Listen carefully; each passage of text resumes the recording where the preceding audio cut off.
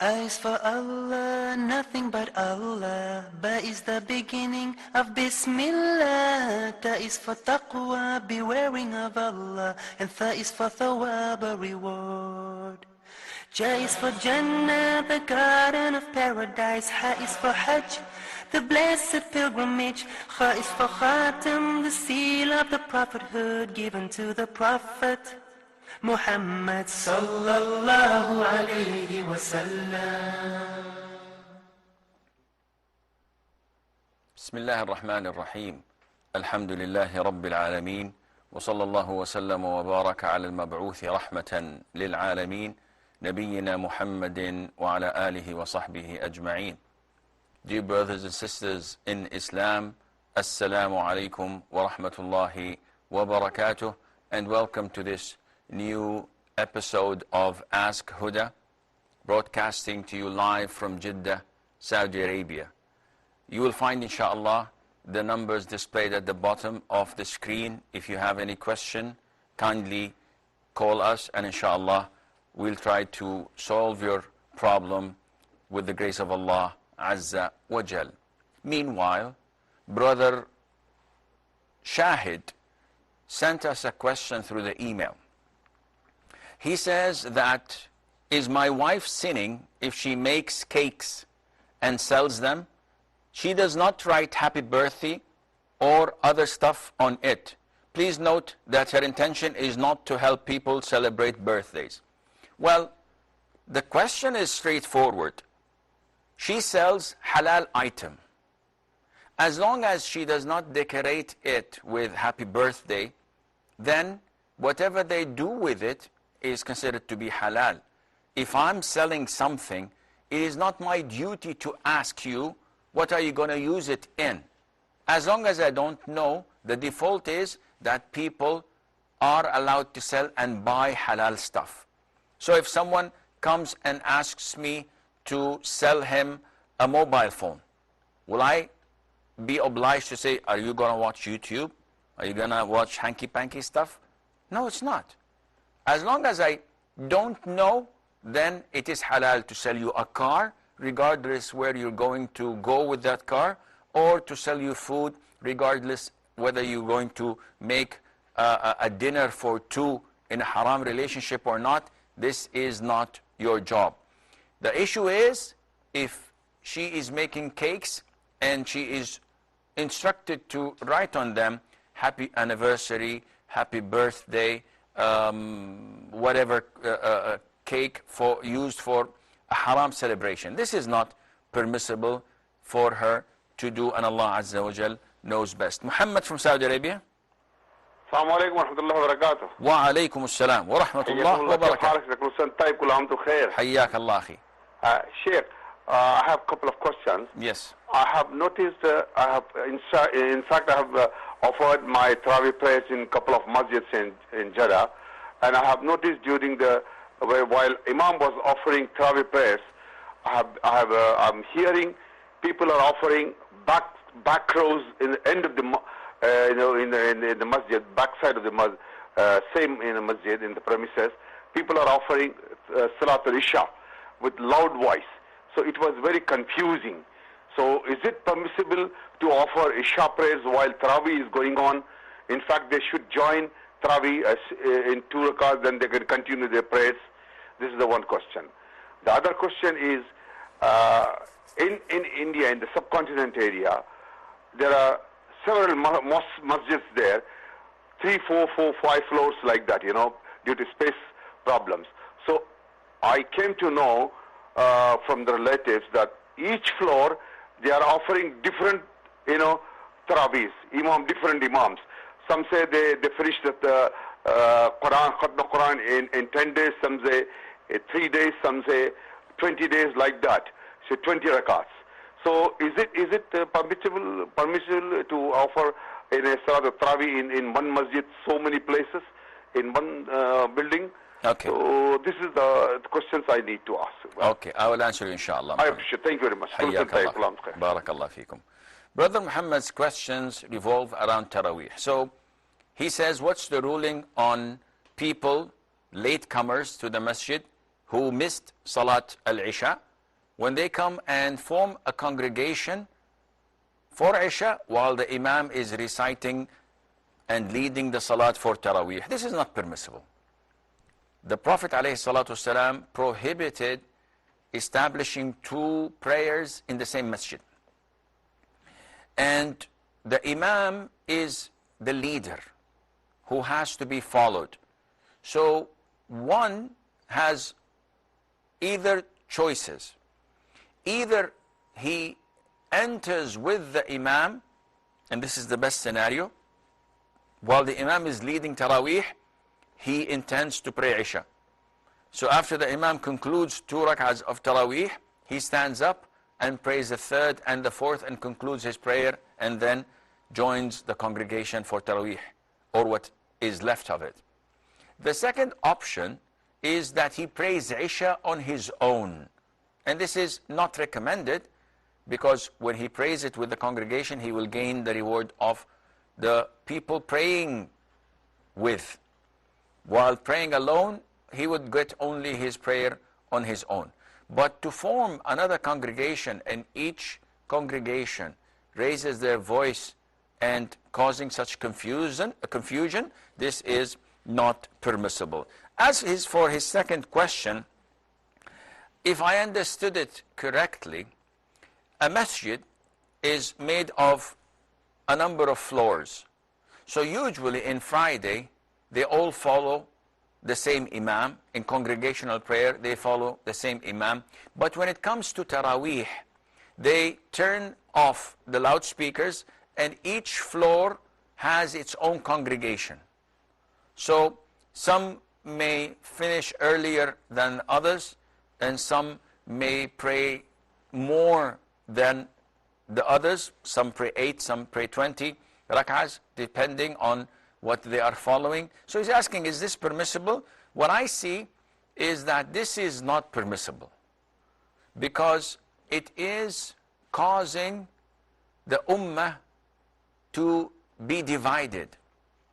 This used to happen at the time of Abu Bakr, may Allah be pleased with him. And a portion of the reign of Umar, may Allah be pleased with him as well.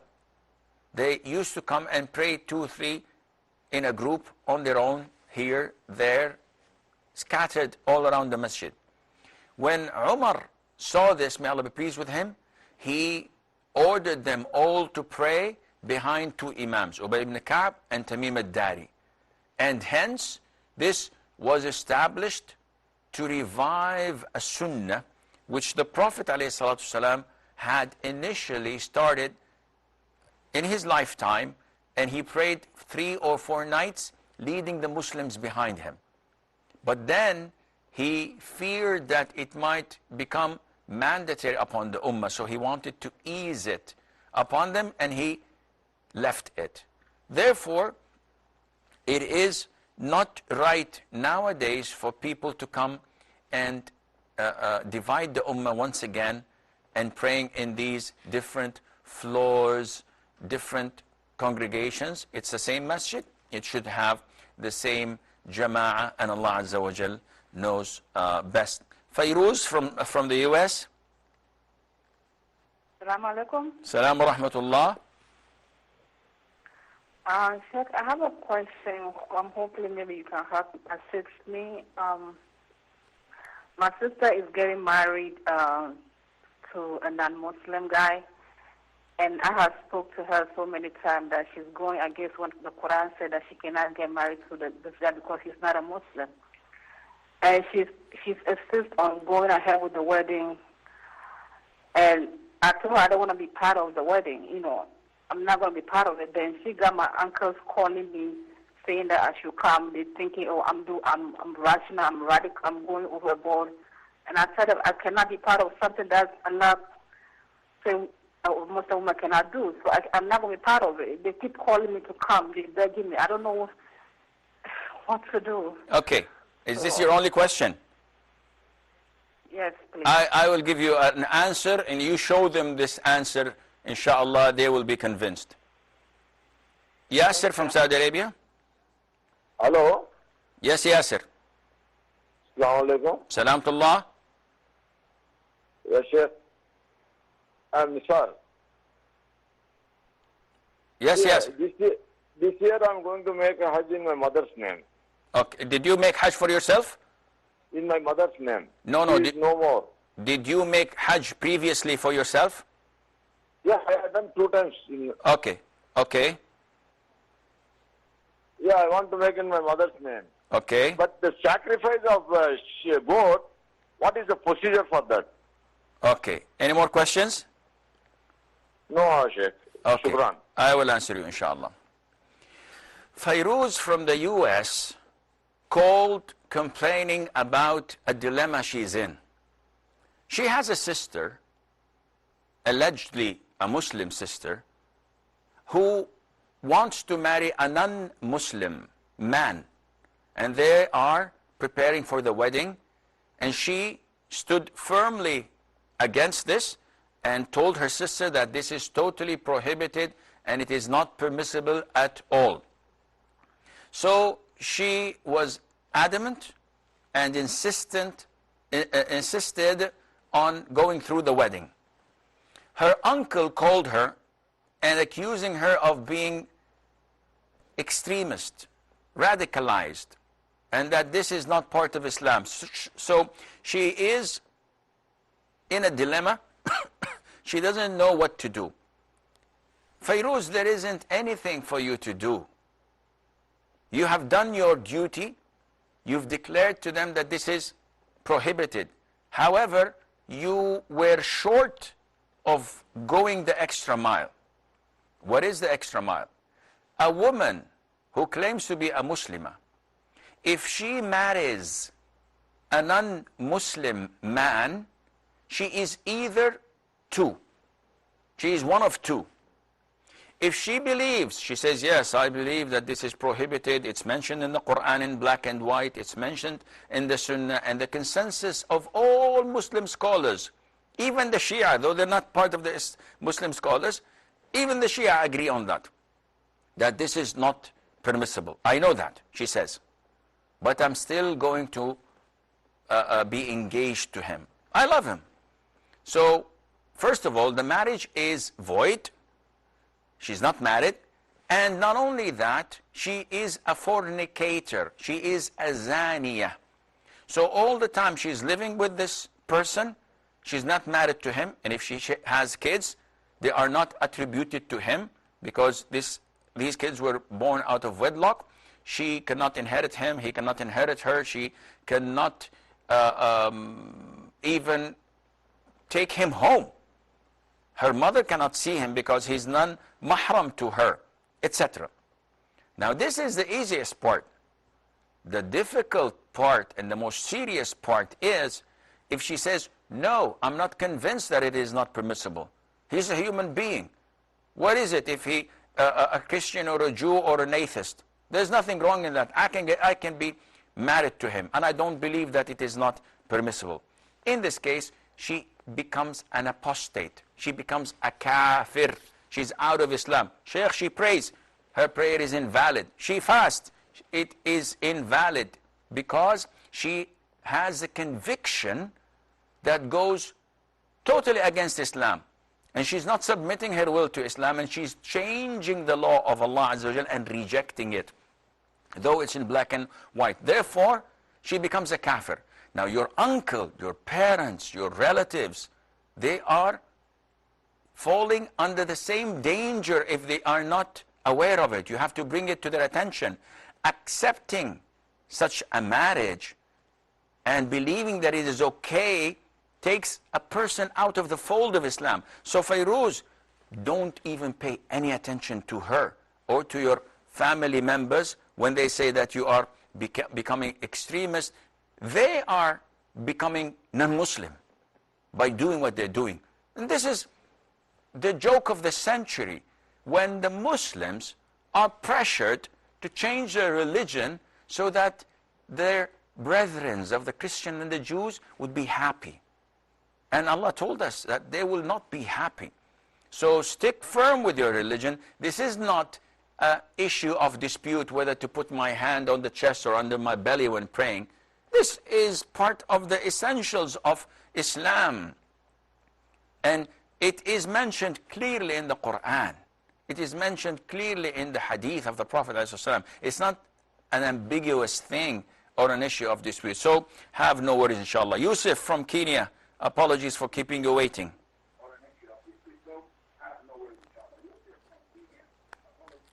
Yusuf, Salatullah. My question, I have two questions. The first one is concerning about the Mawlid celebrations. Okay. My neighbors usually celebrate, or the Muslim nearby usually celebrate Mawlid by slaughtering animals, and they cook food. They in turn distribute the meat and the food. So my question is the meat or the food halal, since I don't believe in such celebrations or any other celebrations outside the Islamic Sharia? Good, good. Second question. Number two is about Qunut in Fajr prayer only. Okay. The Imam always recites Qunut in Fajr prayer only. Okay. What should I do? Should I say Amin with the congregation? And the other question is, what about the position of my hands? Shall I fold or just... Okay. Any more questions? No, just two questions. I will answer, inshallah. Okay. So Fairuz's question, inshallah, that makes it clear for her. Yasser from Saudi Arabia, he says, I'm about to make Hajj Badal, that is, to perform Hajj on behalf of my deceased mother. And he asks about the slaughter, which is known as Al-Hadi. And we know that there are a number of slaughters in Islam of sheep as sacrifice. So in Hajj, we have Hadi and we have Fidya. Fidya is usually done when making a mistake. Now, Hadi is a slaughter or a sacrifice for showing gratitude to Allah Azza wa Jal. And this Hadi happens only if you are performing one of two rituals. It's mandatory. That is Tamattu' or Qiran. But when you perform Ifrad, you are not obliged to offer sacrifice. If you want to do this, this is okay. Now, in order for me to explain to you, Brother Yasser, this is going to take a long time. But to cut a long story short, it seems that you want to perform Hajj and you don't want any Hadi. You want to avoid any financial constraint resulting of this. This is your right. So I would advise you to go and visit islamqa.info, this beneficial website, and write Hajj Ifrad, I-F-R-A-D, Ifrad. And the description, you follow it. And this is simply basic Hajj. You go on the 8th, perform Tawaf, perform Sa'i. You don't cut your hair afterwards. This is not a separate Umrah. This is within the Hajj.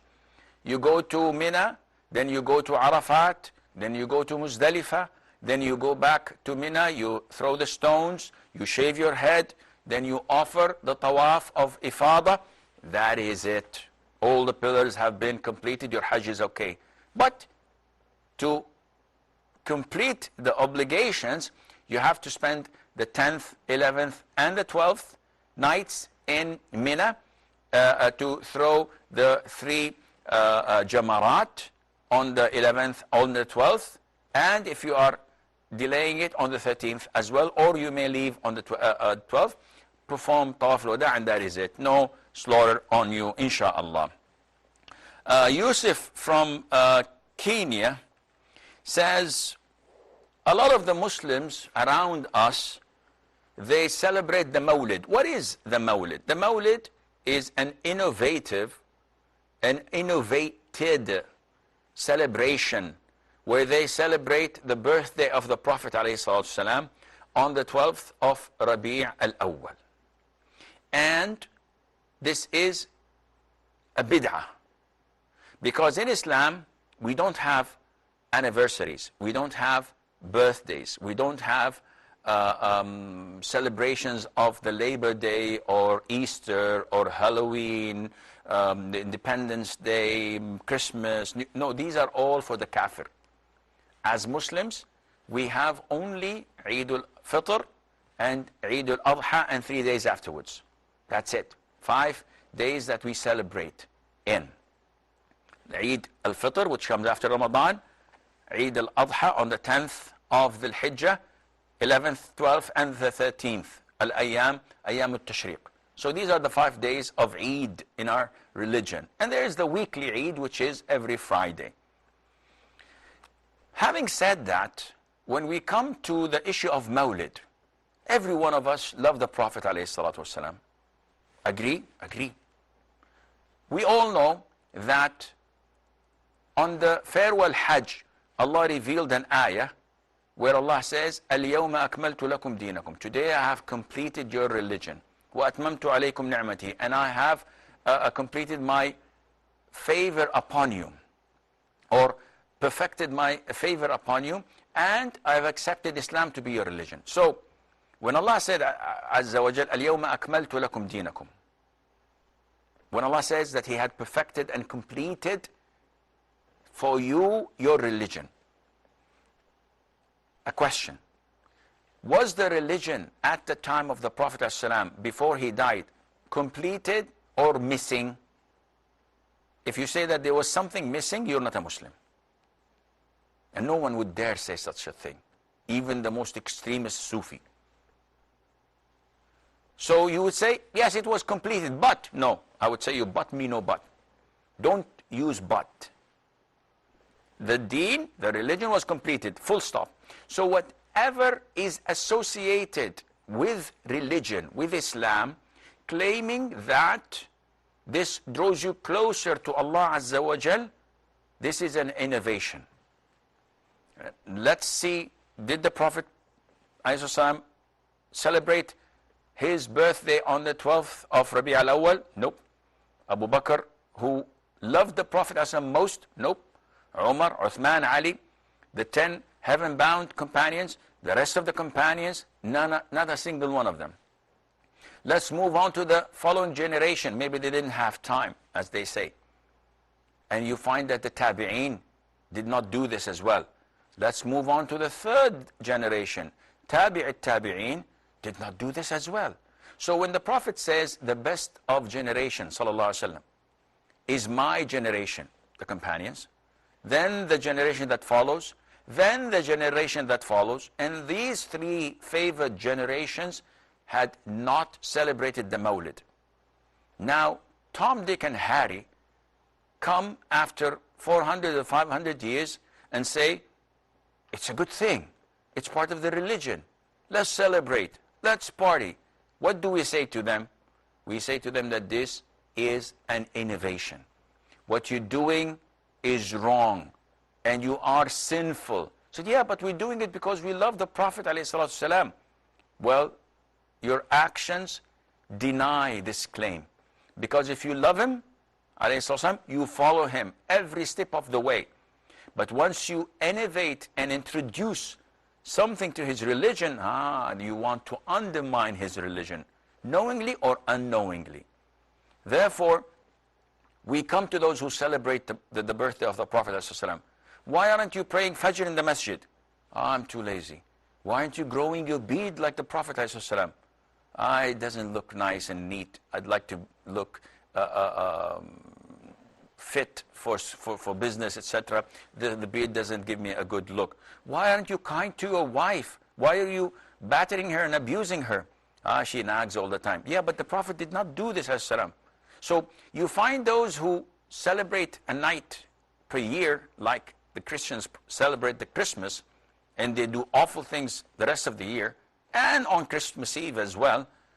They tend to make this as an scapegoat that justifies whatever things they do through the rest of the year. But they don't follow the Prophet ﷺ. They don't love him as such in order to change their life and transform it into the Sunnah. Therefore, it's a clear innovation. Now the question is not this. Brother Yusuf, may Allah reward him, says, these people, when they celebrate, they slaughter a lot of sheep and they cook food and they give it away.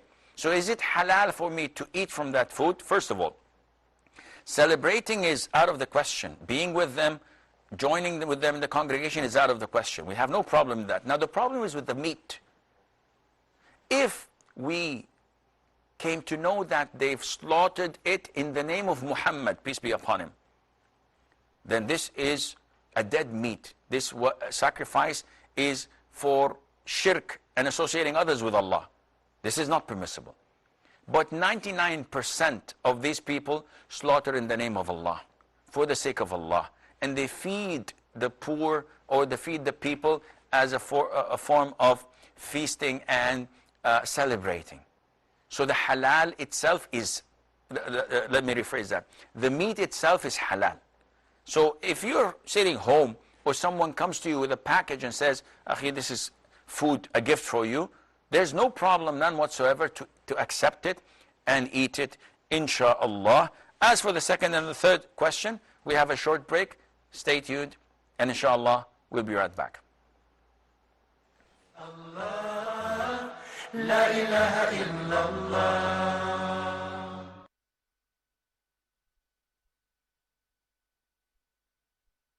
Assalamu alaikum wa rahmatullahi wa barakatuh. Today I'm going to talk about the book Interactions of the Greatest Leader. Prophet Muhammad sallallahu alaihi wasallam reminded us through his guidance and example that Islam is complete submission to the will of Allah. For one who submits, a mere declaration or display of belief will not be taken for success, but his or her heart and soul will certainly be put to test. Allah tested the Prophet of Allah sallallahu alaihi wasallam severely in order that he sallallahu alaihi wasallam becomes an example for his companions to follow. Similarly, he tests the believer to see whether he lives a righteous life in accordance with the instructions and commands set by Allah, or lives according to what his desires dictate. Whether the faith he displays is firmly rooted in his heart, or is it merely on the surface. He will be tested to see whether he will continue to have faith and love of Allah when in a calamity, as he does when in comfort, whether he will continue to remember and worship him if given bounties and comforts of life, as he does when he lives a modest life. Allah will undoubtedly test him to see if his faith, trust and love of him is unconditional, or is it conditioned upon good health and a comfortable life, free from stress and anxiety. The Prophet of Allah sallallahu alaihi wasallam showed us through his own example that for a righteous Muslim, this life is a testing ground where he will continue to be tested until he meets Allah. For him, tests will be conducted on earth while he lives, and not after he dies. He knows that as death arrives and he steps into the next world, his tests are over. There, he only receives the result of his tests and enjoys the fruits of the deeds that he committed during a short span of time called life.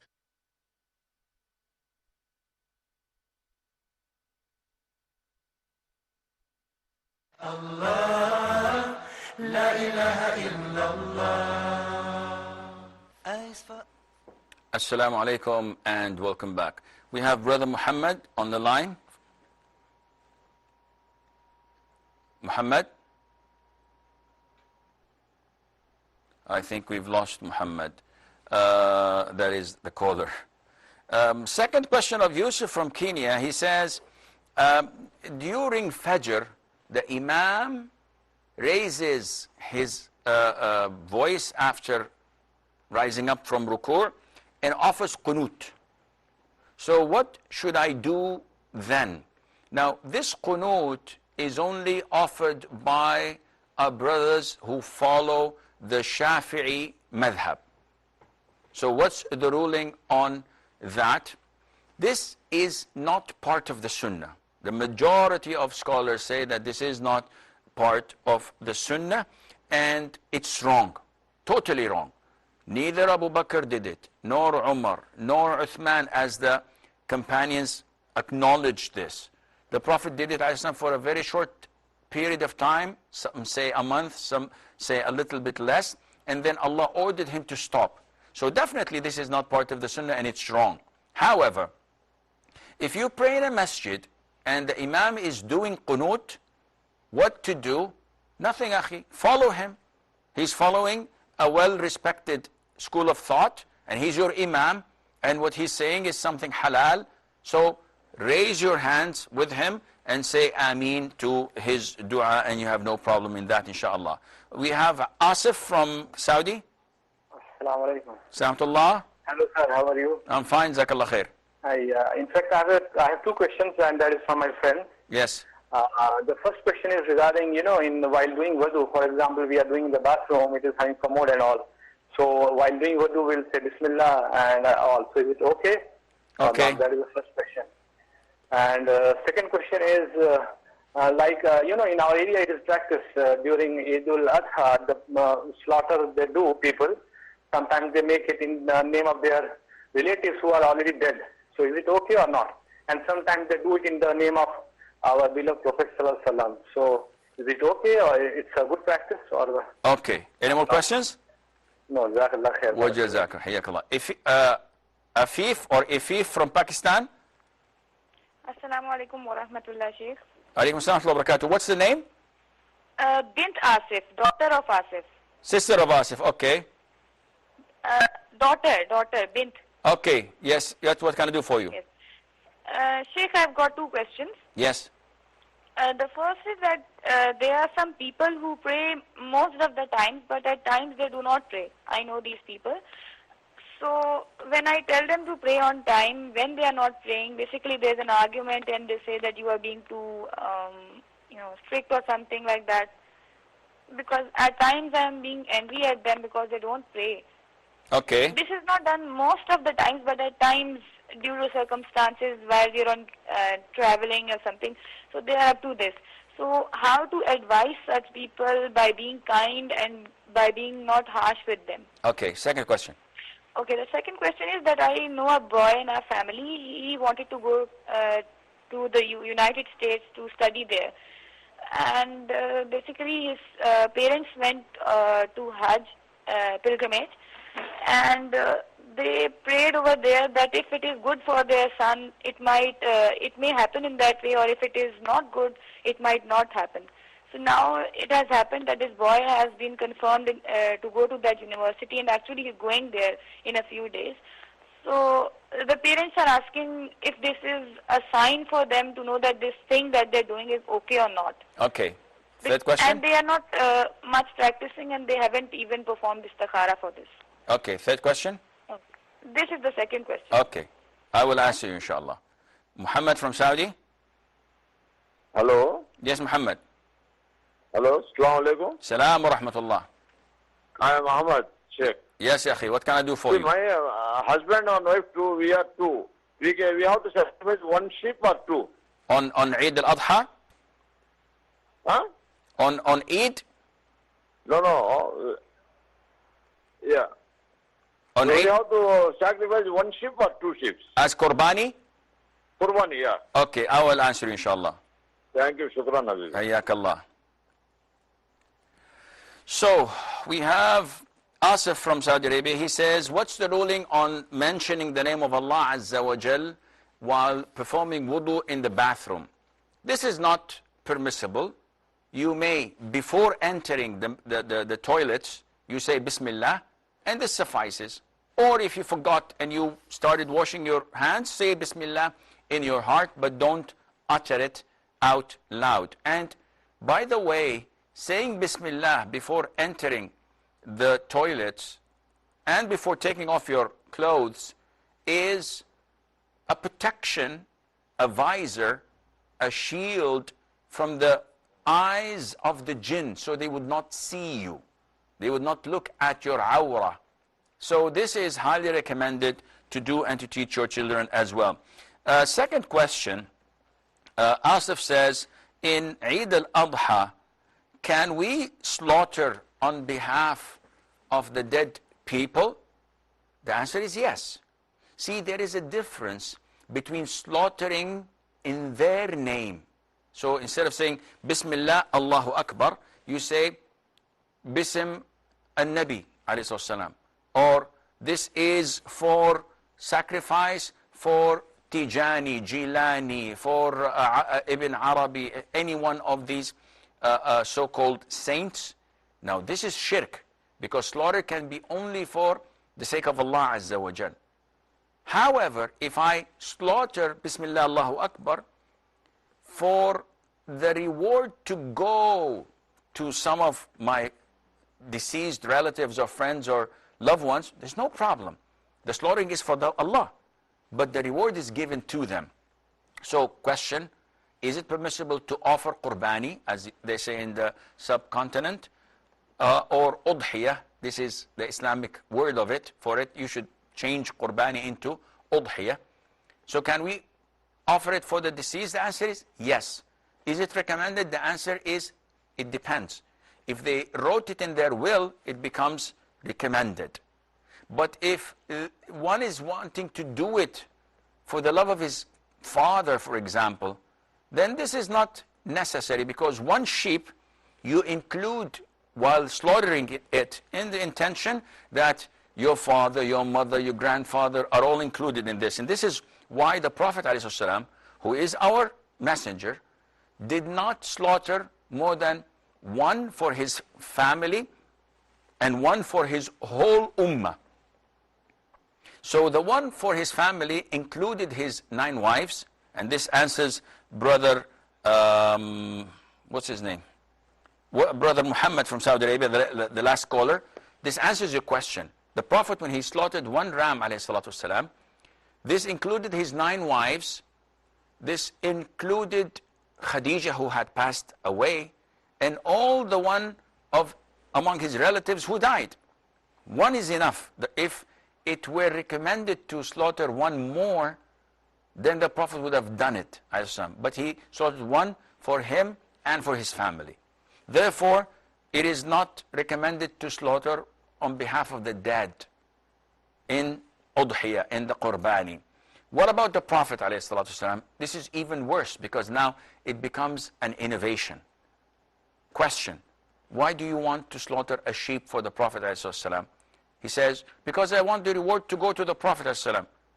If you slaughter a sheep on your behalf, the reward would go to the Prophet ﷺ.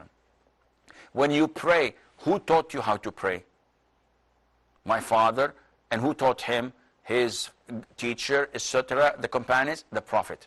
So the Prophet ﷺ always is accredited whenever we do anything good. And that is why he is the elite and the highest level in paradise, and he is the one who will be given al-wasila. And he is the one who will be given the great grand intercession on the Day of Judgment. Because whatever we do goes to him. So it is illogical, let alone that it is an innovation, to do such a thing and say that this is for the Prophet ﷺ. None of the companions had done this. So again, the deen, the religion is complete and perfect. Do you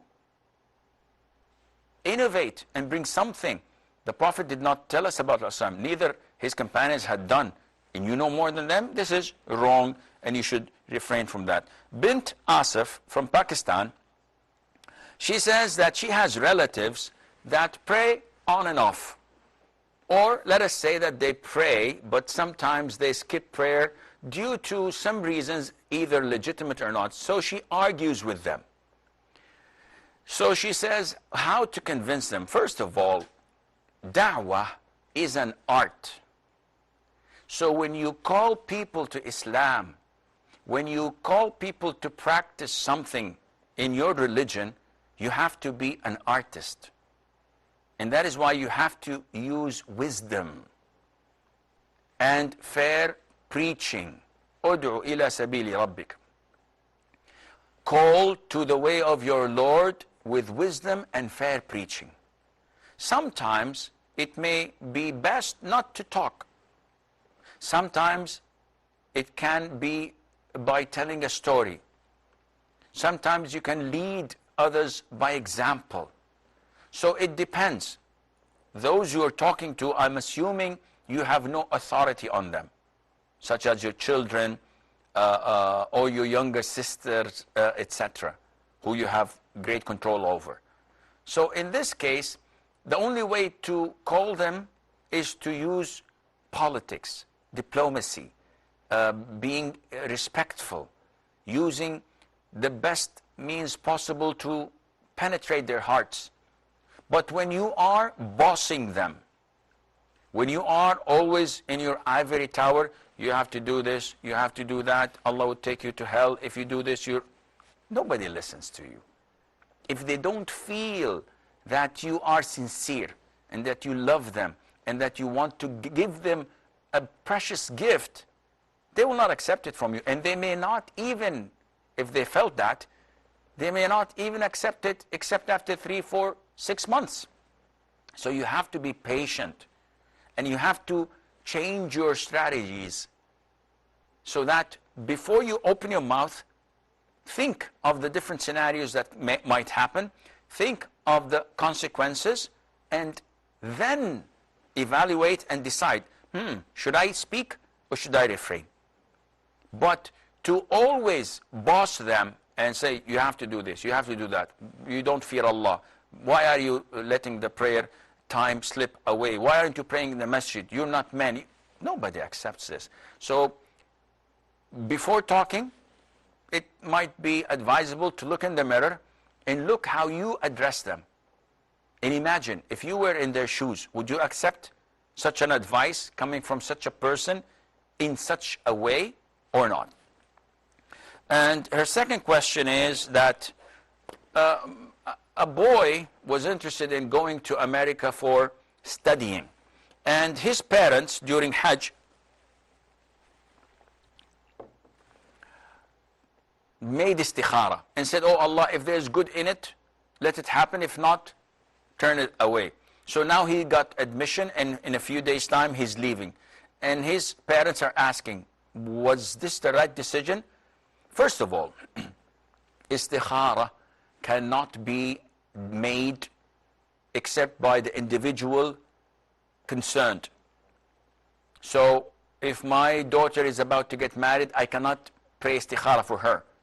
I can pray istikhara for me. Oh Allah, if meeting the potential suitor or spouse good for me in this dunya, etc., then make it happen. Otherwise, let it go. But I cannot say, Allah, if him marrying my daughter is so and so and so, make it happen. She has to make that call for herself. Secondly, you have to look into the action itself.